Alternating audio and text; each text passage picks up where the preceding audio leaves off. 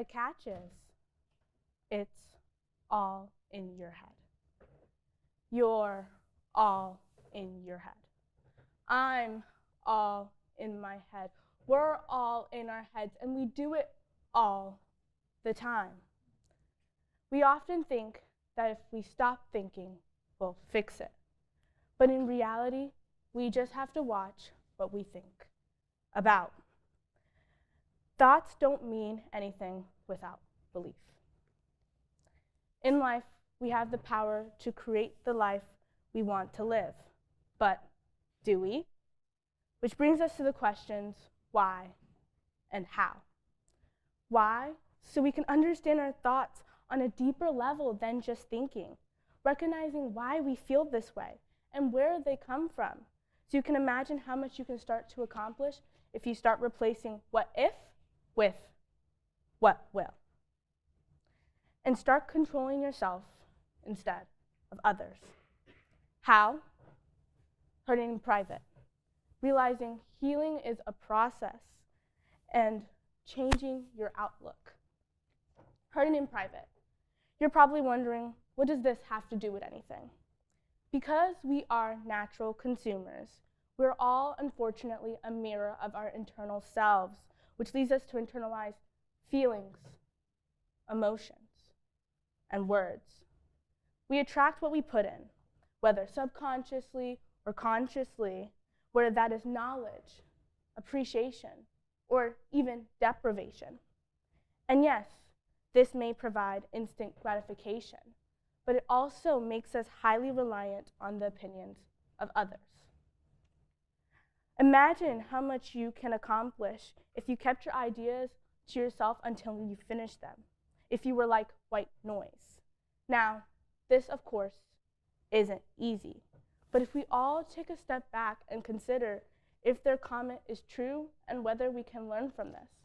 And even if it isn't, who cares? Our only limitation is ourselves, and the only competition is with the person we were the day before. When we all do this, though, it causes us to see beginning and end of someone's story. And we tend to forget the amount of work and sacrifices they made for their accomplishment. Hence why we have to remember, healing's a process. We have to accept that we are humans, multidimensional beings that have limits and constraints. And we must give ourselves grace, allowing us to make mistakes and embrace failure. Do we cry over spilled milk, or do we keep moving forward?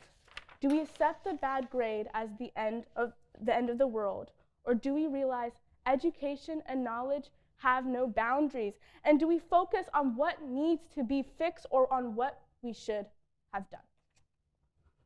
At the same time, we must allow ourselves to feel or be bored, because when this occurs, we think. We just might have a drive, an emotion, which causes us to create, change, and grow.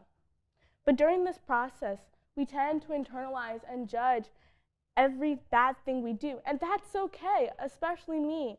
When I'm reflecting on my day, we all have these moments of, I should have done this, or I shouldn't have done that. But I didn't, you didn't. We have to accept that we aren't good or bad people, but souls who make good or bad decisions. I'm not any better than you, and you aren't any better than me. During this, we still must hold ourselves accountable, because there's a big difference between self-forgiveness and being lackadaisical. You must practice self-forgiveness and self-discipline as an equal. Changing our outlook. Our outlook is how we feel about our situation. You can change what you believe, but it's a process that requires visualization, repetition, intentional perception that is consistently practiced. It doesn't matter whether you think you can change the world or not. What matters is what you believe in the midst of action. A positive outlook equals a better perception. A better perception equals a better viewpoint, and a better viewpoint equals a better life. To create the life we want to live, inspire change, or just even grow, We must get out of our heads and understand the power of our minds and believe that it's possible. And of course, it's not that simple. There may be a few crying sessions and overthinking because we're people who hurt and aren't supposed to be regimented.